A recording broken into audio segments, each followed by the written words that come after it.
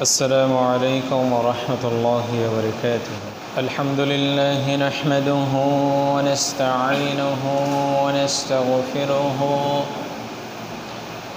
ونعوذ بالله من شرور أنفسنا ومن سيئات أعمالنا.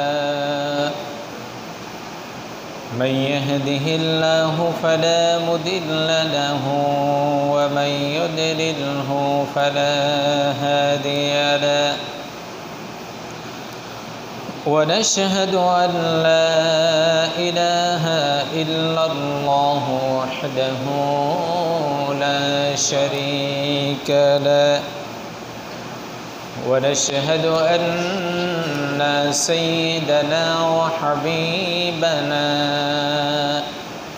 ومولانا محمدا عبده ورسوله الذي أرسله بالحق بشيرا ونذيرا وداعيا إلى الله بإذنه وسراجا منيرا. فقد قال الله تعالى في كلامه المجيد وفرقانه الحميد. أعوذ بالله من الشيطان الرجيم.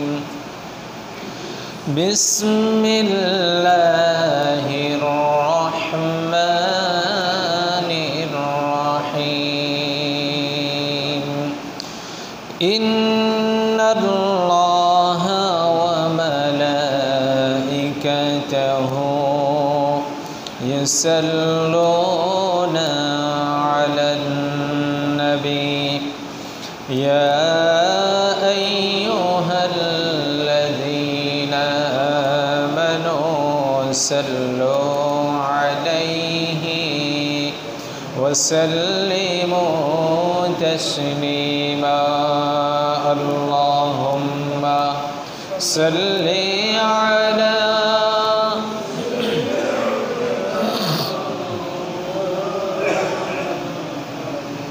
وعلى آل سيدنا مولانا محمد দয়াল নবীর আগমনে বিশ্বজগৎ জানা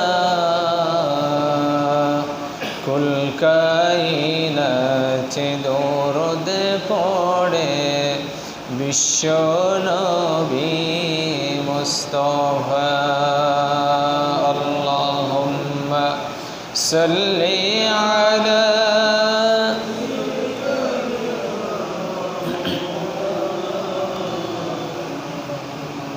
وعلى آل سيدنا مولانا محمد. أعوذ بالله من الشيطان الرجيم.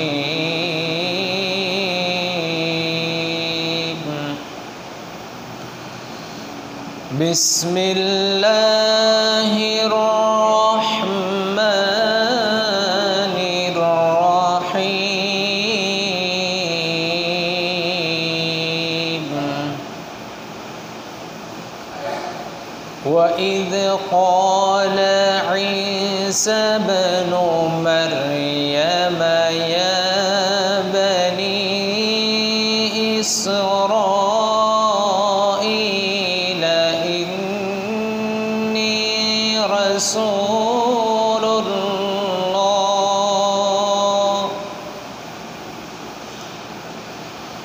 إني رسول الله إليكم مصدقا لما بين يدي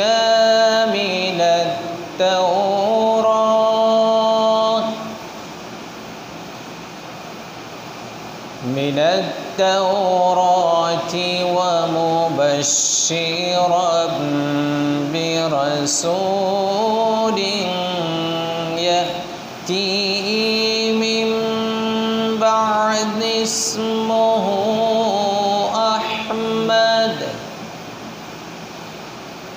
فلما جاءهم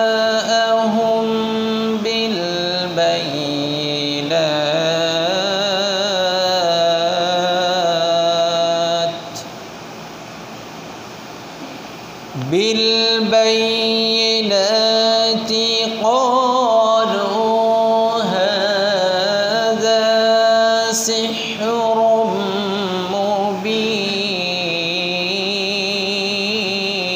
مبين ومن أظلم ممن افترى على الله الكذب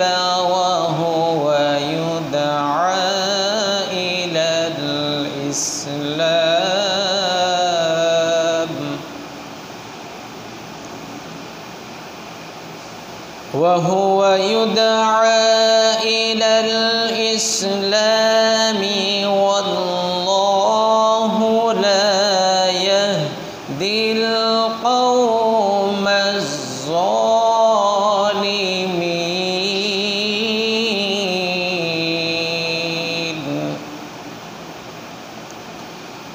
وقال رسول الله صلى الله عليه وسلم أنا محمد وأنا أحمد والحاشر والمقفى ونبي الرحمة والتوبة والملحمة.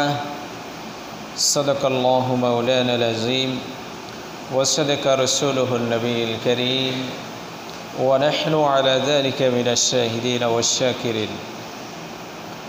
সম্মানিত উপস্থিতি, আসসালামু আলাইকুম ওয়া রাহমাতুল্লাহি ওয়া বারাকাতুহু।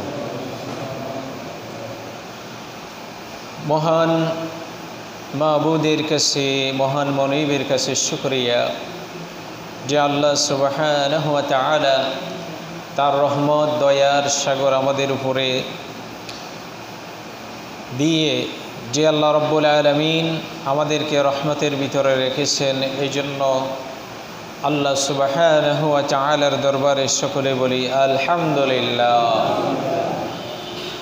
দরুদ ও সালাম মানবতার মুক্তির দূত, দু জাহানের সরদার রাহমাতাল লিল আলামিন বিশ্বনবী মুহাম্মদুর রাসূলুল্লাহ সাল্লাল্লাহু আলাইহি ওয়াসাল্লামের উপর। সম্মানিত হাজিরিন, আজকে পবিত্র সফর মাসের শেষ জুমা এবং আগামী মাস থেকে রবিউল আউয়ালের জুমা শুরু হবে। রাসূলুল্লাহ সাল্লাল্লাহু আলাইহি ওয়াসাল্লামের আগমনের পূর্বের যে মাস, সেই মাসের আল্লাহ রাসূল সাল্লাল্লাহু আলাইহি ওয়াসাল্লামের আগমনের সংবাদ স্বরূপ এবং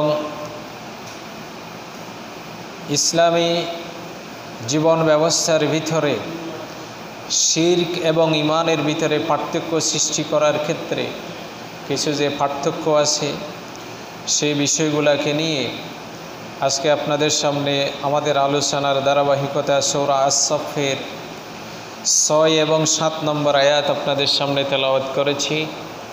সহিহ মুসলিমের ভিতর থেকে একটি হাদিস। আল্লাহ সুবহানাহু ওয়া তাআলার কাছে আমরা রহমত দয়া কামনা করি এই আয়াত এবং হাদিসের ভিতর থেকে আমরা যেন নিজেদের জীবনে কিছু শিখতে পারি। সকলে বলে আমিন। আল্লাহ রাব্বুল আলামিন সূরা আস-সাফের এই